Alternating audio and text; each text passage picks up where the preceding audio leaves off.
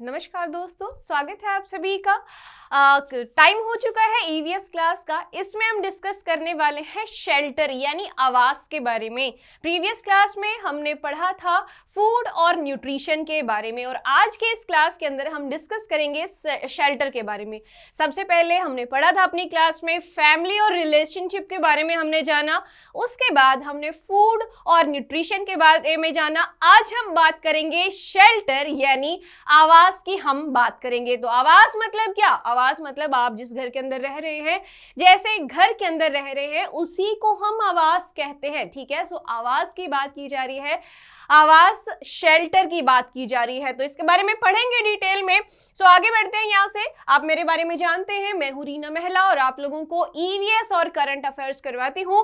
Rice smart Hindi पे हर दिन सुबह की शुरुआत कीजिए मेरे साथ सुबह 8 बजे करंट अफेयर क्लास के अंदर, जहां पे हम डिस्कस करते हैं करंट के क्वेश्चंस और उनसे संबंधित स्टैटिक पार्ट को हम डिस्कस करते हैं अपनी क्लास के अंदर। तो शुरू करेंगे आज की क्लास के बारे में।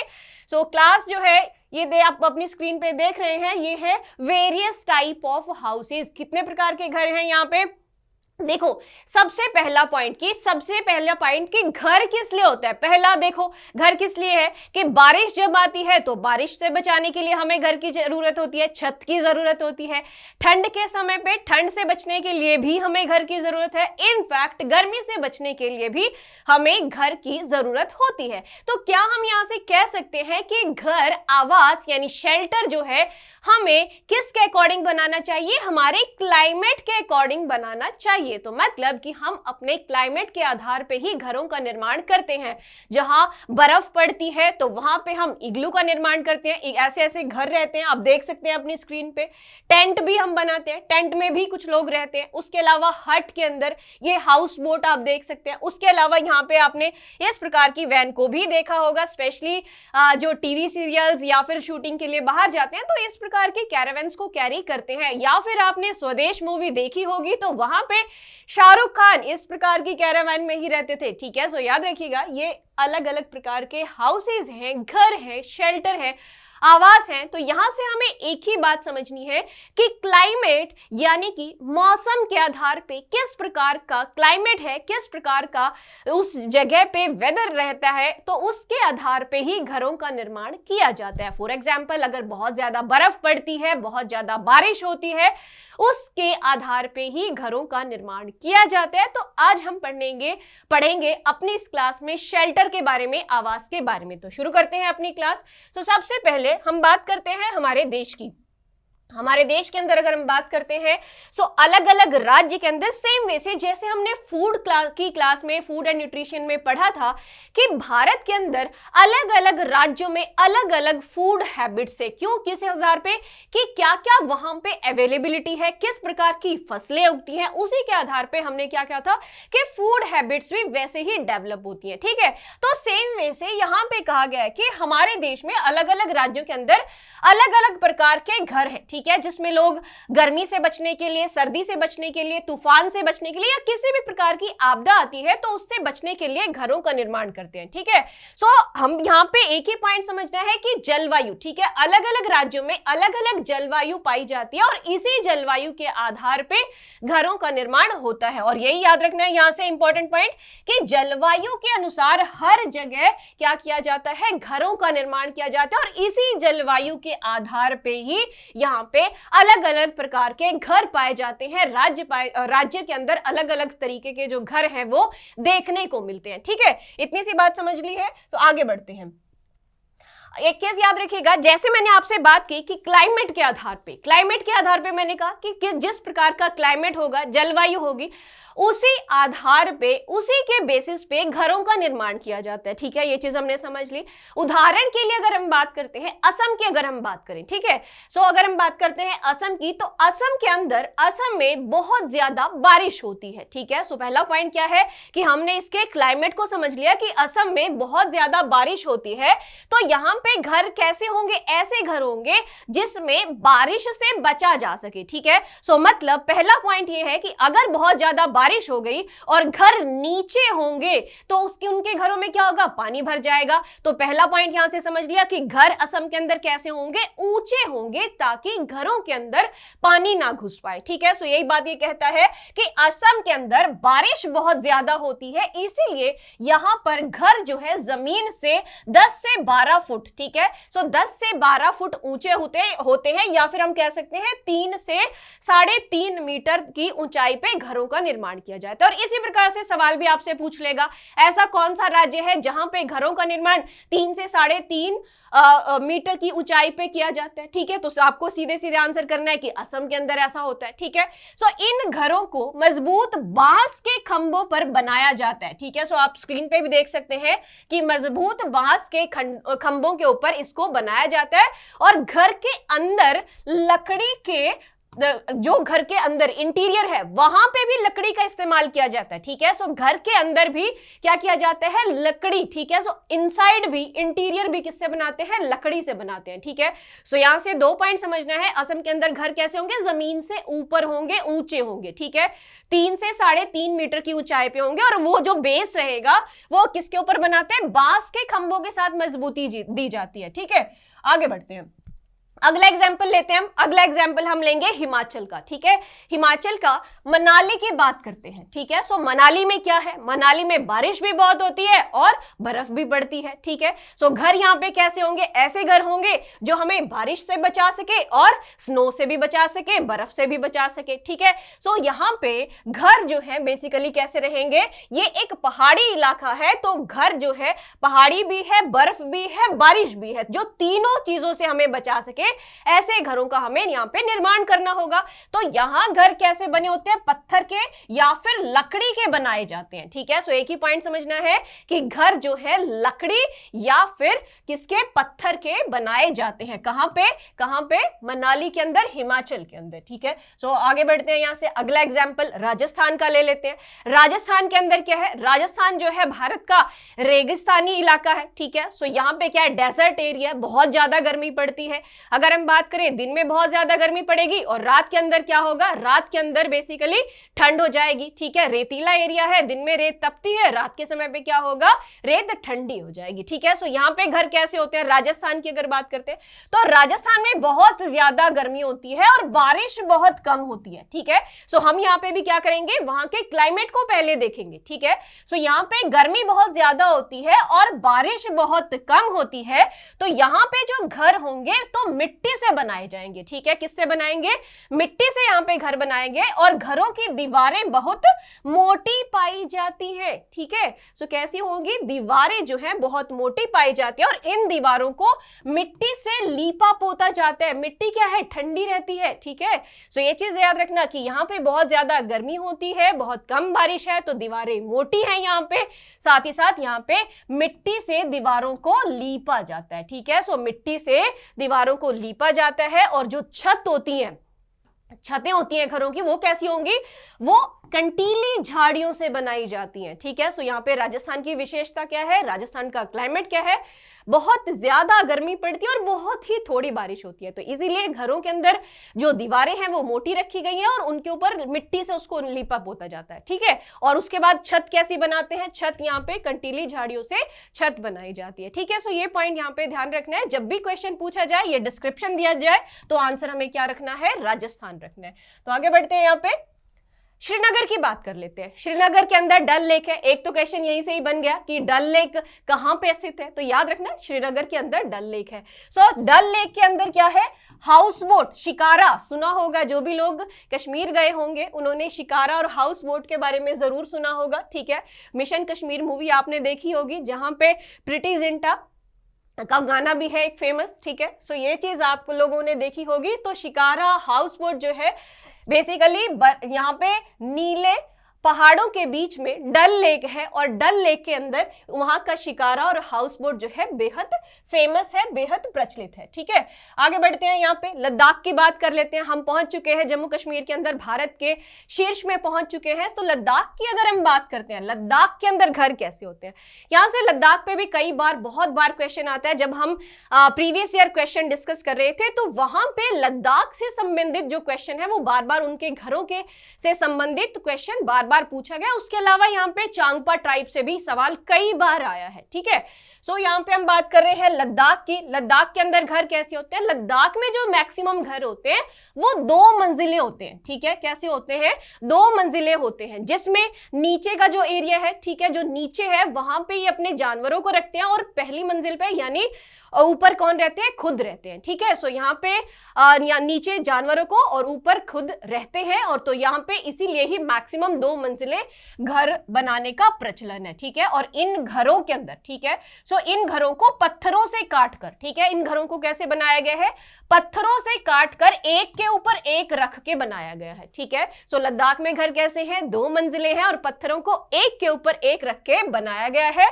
और इन घरों पे मिट्टी और चूने की पुताई की जाती है। ठीक है, सो कैसे पुताई करते हैं? मिट्टी और चूने की पुताई की जाती है और अंदर देखने पर ऐसा लगता है कि मानो छप्पर है। ठीक है, तो अंदर से देखते हैं तो कैसा लगता है? छप्पर के जैसा लगता है। ठीक है, और कहते हैं यहाँ पे घर के अंदर यहाँ पे घास फूस बिखरी रहती है। ठीक है, सो इनके घर के अंदर क्या है? घास फूस बिखरी रहेगी और घरों की सीढ़ियां जो है लकड़ी की बनी होती हैं। ठीक है, सो यहाँ से हमें क्या क्या चीज पता चल गई? पहला कि यहाँ पे जो घर है मैक्सिमम 2 मंजिले होंगे, नीचे जानवरों को रखेंगे और ऊपर खुद रहेंगे। ठीक है, उसके अलावा यहाँ पे क्या है? घर की जो पुताई है मिट्टी और चूने से होगी। अंदर देखने से ऐसा लगता है कि जैसे छप्पर है, अंदर घास बिखरी रहेगी। उसके अलावा सीढ़ियां कैसी बनी होती हैं? लकड़ी की सीढ़ियां यहाँ पे बनी होती है। ठीक है, उसके अलावा यहाँ पे सर्दियों के टाइम पे अगर हम बात करें, हमने पहला समझ लिया कि नीचे जानवरों को रखते हैं, ऊपर खुद रहते हैं। सर्दियों के टाइम पे ये खुद भी नीचे रहना प्रेफर करते हैं। ठीक है, सो सर्दियों के समय पे ये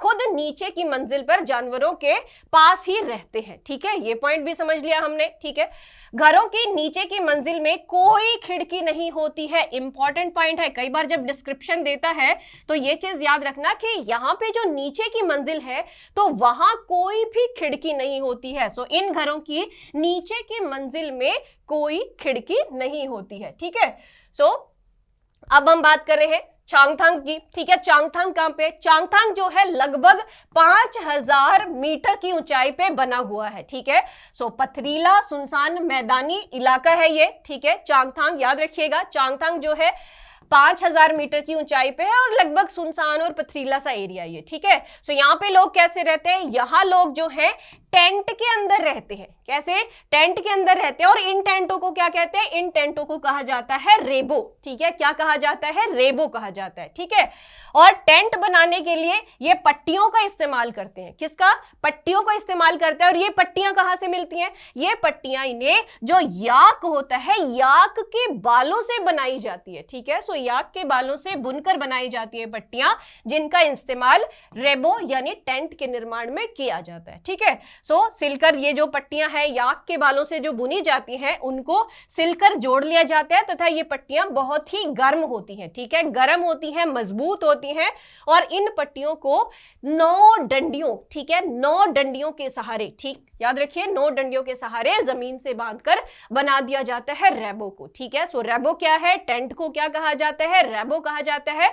और यहाँ पे ये लोग यहाँ पे रेबो यानी टेंट के अंदर रहते हैं। ठीक है, अब बात करते हैं श्रीनगर की। श्रीनगर की हमने फिर से बात कर ली। ठीक है, सो श्रीनगर में रहने के लिए क्या बने होते हैं? हाउस बोट होते हैं। ठीक है, सो हाउस बोट की हमने बात की थी। ठीक, हाउस बोट बने होते हैं और हाउस बोट की लंबाई 80 फुट तक होती है। कितनी? 80 फुट तक की इनकी लंबाई होती है और चौड़ाई 8 से 9 फुट तक पाई जाती है। ठीक है, कितना?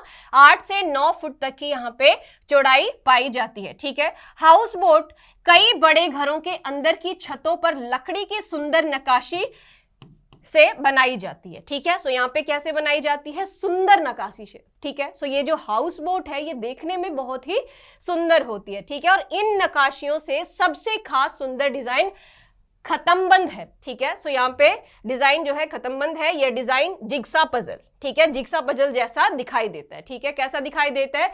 जिग्सा जो पजल होती है उसके जैसा दिखाई देता है। ठीक है, सो यहाँ पे याद रखिएगा खत्म बंद होता है ये डिजाइन। ठीक है, सो यहाँ पे एक ही चीज याद रखना है कि ये जो हाउस बोट है ये बहुत सुंदर होती है, और ये हाउस बोट कहाँ है? श्रीनगर में। इसकी एक चीज याद रखिए, 80 फुट लंबा। ठीक है, कितना? 80 फुट लंबा, और चौड़ाई कितनी होती है? 8 से 9 फुट यहाँ पे चौड़ाई होती है। ठीक है, ये चीज याद रखनी है।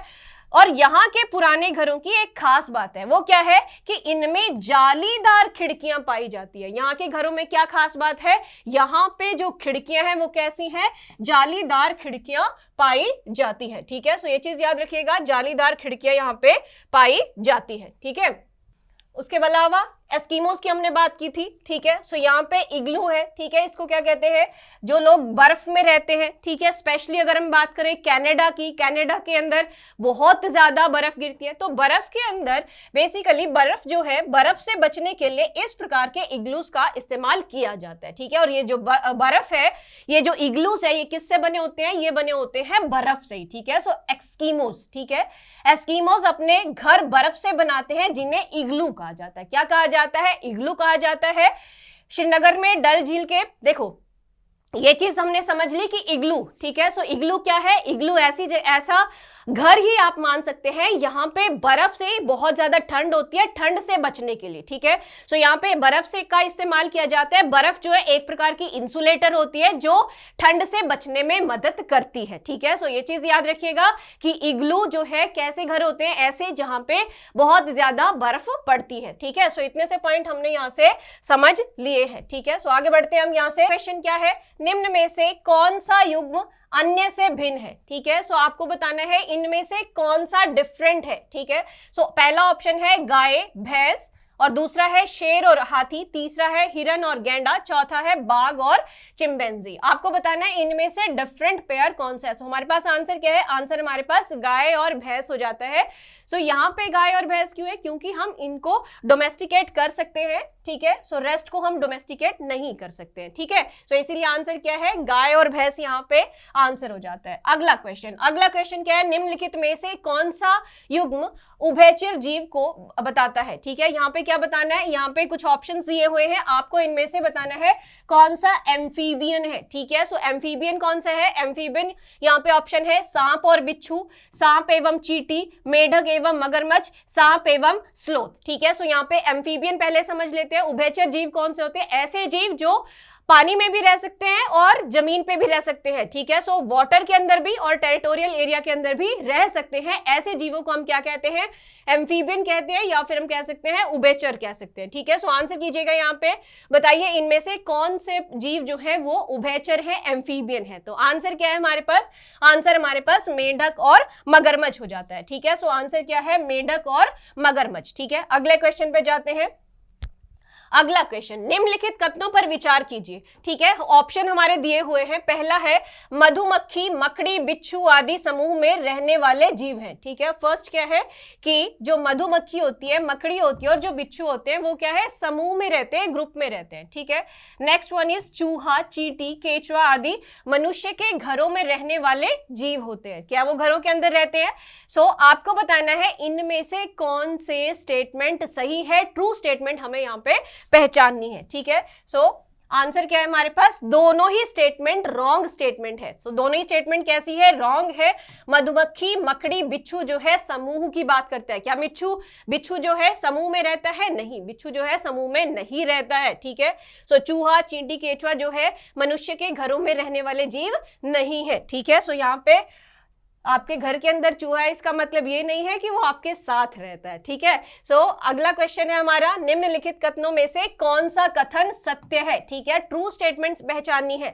क्वेश्चन है, रजत मछली एक कीड़ा है। ठीक है, सो रजत मछली यानी सिल्वर फिश। ठीक है, सिल्वर फिश जो है एक वर्म है। Silver fish does not live in water. Silver fish जो है पानी में नहीं रहती है। ठीक है, silver fish does not live in water. Dog fish are found in the sea water. जो डॉग फिश होती है वो समुद्री जल में पाई जाती है। ठीक है, आगे यहां से देख लेंगे कि यहाँ पे सही स्टेटमेंट कौन सी है, ट्रू स्टेटमेंट कौन सी है। तो पहला पॉइंट जो है, पहला स्टेटमेंट हमारा यहाँ पे सही है। दूसरा स्टेटमेंट भी जो है कि सिल्वर फिश जो है एक पानी में नहीं रहती है, पहली बात तो वो इंसेक्ट होती है, मछली होती ही नहीं है, ठीक है। सो सिल्वर फिश क्या है, एक इंसेक्ट है, वॉर्म है, ठीक है। सो उसके अलावा डॉग फिश कहाँ पे रहते हैं, डॉग फिश जो है सी वाटर के अंदर रहते हैं, ठीक है। Next question, next one is निम्नलिखित में से कौन सा जीव समुद्री जल में निवास करते हैं, कौन कौन से ऐसे जीव हैं जो समुद्री जल में निवास करते हैं। पहला है ऑक्टोपस, हेल, विद्युत किरण और स्टारफिश, ठीक है। तो सीधा सीधा आंसर हमें मिल रहा है, ऑक्टोपस भी रहता है, हेल भी रहता है और स्टारफिश भी कहाँ रहता है, समुद्री जल के अंदर रहता है। तो हमारे पास आंसर ए, बी और डी हो जाएगा, ठीक है। सो आंसर क्या है, ए, बी और डी यहाँ पे हमारा आंसर हो जाएगा, ठीक है। आगे, ये पक्षी सबसे ऊंचे पेड़ पर अपना घोंसला बनाते हैं, ठीक है। सो पहले अभी डिस्क्रिप्शन है कि ये जो पक्षी है सबसे ऊंचे पेड़ पर अपना घोंसला बनाता है, जिसका आकार 4-5 फीट चौड़ा होता है और ये अपने घोंसले का उपयोग कई सालों तक करता है, ठीक है। सो ये अपने घोंसले का उपयोग क्या है, कई सालों तक करता है। तो हम किसकी बात कर रहे हैं यहाँ पे, आंसर हमारा क्या है यहाँ पे, याद रखिए चील, ठीक है। सो आंसर क्या है, चील है, ठीक है। So this bird build its nest on the tallest tree, ठीक है। सो पहला ये है टॉलेस्ट ट्री पे बनाएगा, ठीक। दूसरा जो है साइज इसका 4 to 5 फीट रहेगा, ठीक है, 4 to 5 फीट रहेगा और इसका जो घोंसला है ये कई सालों तक यूज करता है, ठीक है। नेक्स्ट वन इज बर्फ के घर जिसमें एस्कीमो शिकारी निवास करते हैं उसे क्या कहा जाता है। अभी हमने पढ़ा है तो आंसर सीधे सीधे पता होगा, हाउस बोट कहते हैं, डोंगो कहते हैं, इग्लू कहते हैं या फिर टेंट कहते हैं। फटाफट से बता दीजिएगा सभी। यहाँ पे अभी हमने बात की है जो बर्फ के अंदर रहते हैं, ठीक है, उसको हम क्या कहते हैं, इग्लू कहते हैं। और बर्फ क्या करती है, बर्फ जो है इंसुलेटर का काम करते हैं। तो आंसर हमारे पास सीधा इसका आ जाएगा सी, ठीक है। तो सी जो है आंसर होगा, ठीक है। आगे बढ़ते हैं, निम्नलिखित में से कौन सा सही है, सही ट्रू स्टेटमेंट पहचानिए, इनमें से ट्रू स्टेटमेंट कौन सी है। पहली स्टेटमेंट है कबूतर और गौरैया मनुष्य के घरों में भी घोंसला बनाकर रहती है, ठीक है। सो यहाँ पे किसकी बात कर रहा है, कबूतर और गौरैया की बात कर रहे हैं कि जो मनुष्य होते हैं उनके घरों में ये घोंसला बना लेते हैं, ठीक है। सेकंड, गिद्ध चील के छोड़े हुए घोंसले में भी रहता है, ठीक है। सो यहाँ पे जो गिद्ध होता है वो चील के छोड़े हुए घोंसले में रहता है, ठीक है। तीसरा, उल्लू पेड़ के खोखले भाग में अपना घोंसला बनाता है, ठीक है। पेड़ के ऊपर ही जो खोखला भाग होता है उसी में क्या करता है, घोंसला बनाता है, ठीक है। सो आंसर हमारे पास क्या है, आंसर हमारे पास हमारे तीनों ही स्टेटमेंट जो है सही स्टेटमेंट है, ठीक है। कबूतर और गौरैया आपने देखा ही होगा, आपके घरों के अंदर यहाँ पे घोंसला बना लेती है कई बार चिड़िया और कबूतर। और गिद्ध चील के छोड़े हुए घोंसले में रहता है, ठीक है, ये भी स्टेटमेंट सही है। उल्लू जो है पेड़ का जो खोखला भाग होता है वहीं पे ही अपना घोंसला बना लेता है, ठीक है। अगला क्वेश्चन है निम्नलिखित कथनों पर विचार कीजिए, ठीक है। सो यहाँ पे हमें क्या करना है, इनमें से सही स्टेटमेंट चुननी है, ठीक है। सो 3 स्टेटमेंट दी हुई है, ट्रू स्टेटमेंट यहाँ पे पहचाननी है। पहला है पक्षियों के द्वारा घोंसला इसलिए बनाया जाता है ताकि वह उसमें अंडे दे सके, ठीक है। पक्षी अपना घोंसला क्यों बनाते हैं, ताकि वो क्या कर सके, उसमें अंडे दे सके, ठीक है। पक्षियों द्वारा अपना घोंसला स्वयं बनाया जाता है, पक्षी अपना घोंसला स्वयं बनाते हैं, ठीक है। तीसरा कहता है फाख्ता झाड़ियों के बीच अपना घोंसला बनाती है, ठीक है। सो फाख्ता जो है वो अपना घोंसला कहाँ बनाती है, झाड़ियों के बीच में, ठीक है, झाड़ियों के बीच में अपना घोंसला बनाती है, ठीक है। सो हमारे पास जो है यहाँ तीनों ही स्टेटमेंट क्या है, ट्रू स्टेटमेंट है, तीनों ही सही स्टेटमेंट है, ठीक है।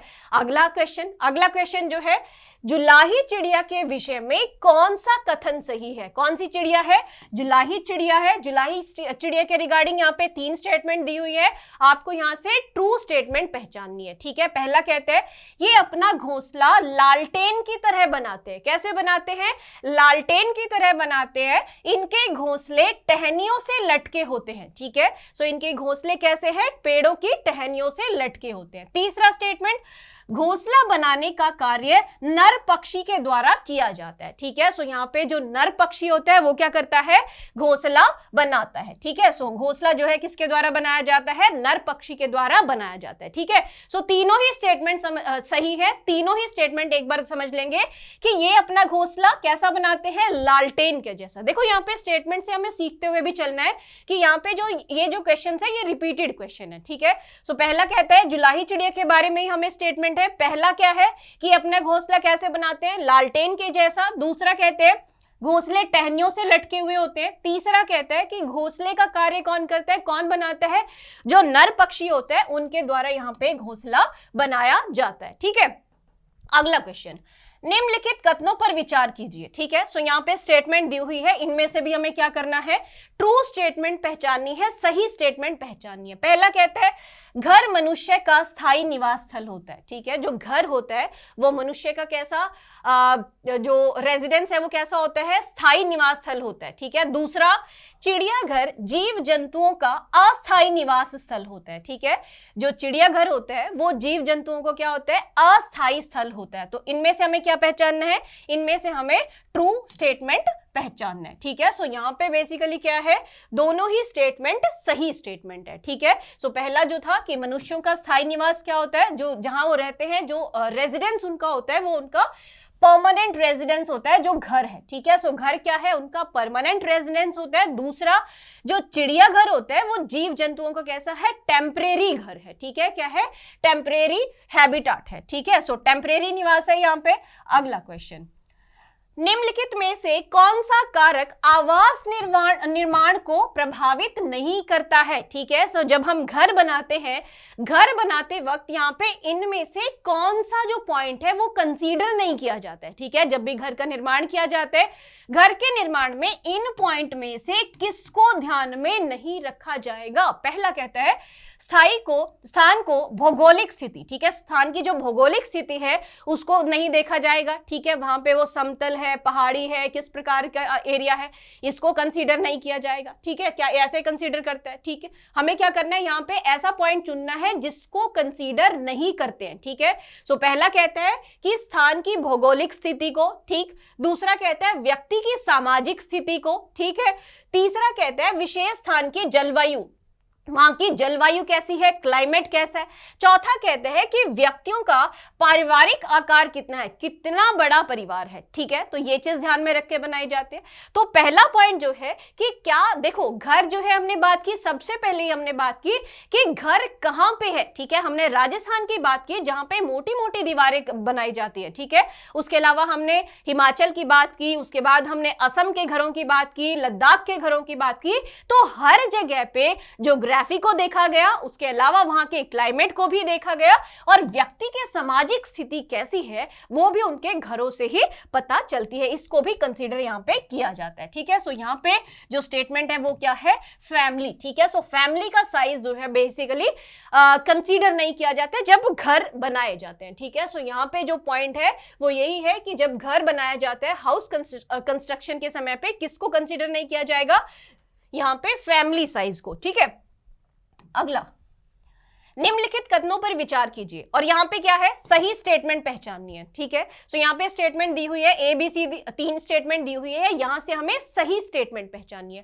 पहला कहते हैं तंबू और टेंट मनुष्य के अस्थायी निवास होते हैं। ठीक है, कैसे, तंबू और जो टेंट होते हैं वो कैसे है, अस्थायी निवास है, टेम्परेरी रेजिडेंस है। ठीक है, दूसरा क्या कहता है, व्यक्ति के निवास स्थान के आसपास उपलब्ध निर्माण सामग्री वहां के आवास के निर्माण में परिलक्षित होती है। ठीक है, सो सेकंड पॉइंट समझ में आ गया। तीसरा पॉइंट है मनुष्य के आवासों का स्वरूप कभी नहीं बदलता है। ठीक है, क्या मनुष्य के जो घर होते हैं उनका स्वरूप कभी नहीं बदलता है। देखो ये आजकल के टाइम में तो हर दिन ये चेंज होता है। ठीक है, so nature of the human habitation never changes, कभी चेंज नहीं होगा। ठीक है, सो दूसरा point, the construction material available around the person's place of residence in is reflected in the construction of the residence there. ठीक है, सो ये चीज हमने बात की। जैसे हमने खाने की भी बात की थी कि खाना वहां पे किसी भी जगह का खाना कैसा होगा, जो वहां पे उपलब्ध होगी चीजें। ठीक है, सेम वे से घर भी जब बनेंगे वो भी किस चीज को रिफ्लेक्ट करेगा, जो वहां पे उपलब्ध होगी चीजें वो उस जगह के एरियाज के अंदर जो घर बने हुए हैं वहां पे रिफ्लेक्ट होगी। ठीक है, तीसरा पॉइंट हमने बात की थी कि जो टेंट होते हैं, टेंट जो है टेम्परेरी हैबिटाट्स होते हैं। ठीक है, कैसे होते हैं, टेम्परेरी हैबिटाट्स होते हैं। ठीक है, ये पॉइंट हमने समझ लिया है। चलिए अगला क्वेश्चन क्या है कि शिक्षक कक्षा में एक घर के विषय में बताते हुए कहते हैं, ठीक है, शिक्षक कक्षा के अंदर एक घर के विषय में बताते हुए कहते हैं कि इन घरों में मिट्टी को मजबूत बनाने के लिए उनमें भूसा मिलाया जाता है, ठीक है, क्या किया जाता है, भूसा मिलाया जाता है, ठीक है। वापस समझ लीजिए, शिक्षक जो है यहां पे क्या कर रहे हैं, एक घर के बारे में बताते हैं, ठीक है। सो टीचर एक घर के बारे में डिस्क्राइब कर रहे हैं और पहले पॉइंट में कह रहे हैं कि इन घरों में मिट्टी को मजबूत, यहां पे क्या किया गया है, घरों में मिट्टी को मजबूत बनाने के लिए उनमें भूसा मिलाया जाता है। क्या किया जाता है, भूसा मिलाया जाता है। इनकी छतों को झाड़ियों आदि से बनाया जाता है। किससे बनाते हैं, झाड़ियों से बनाते हैं।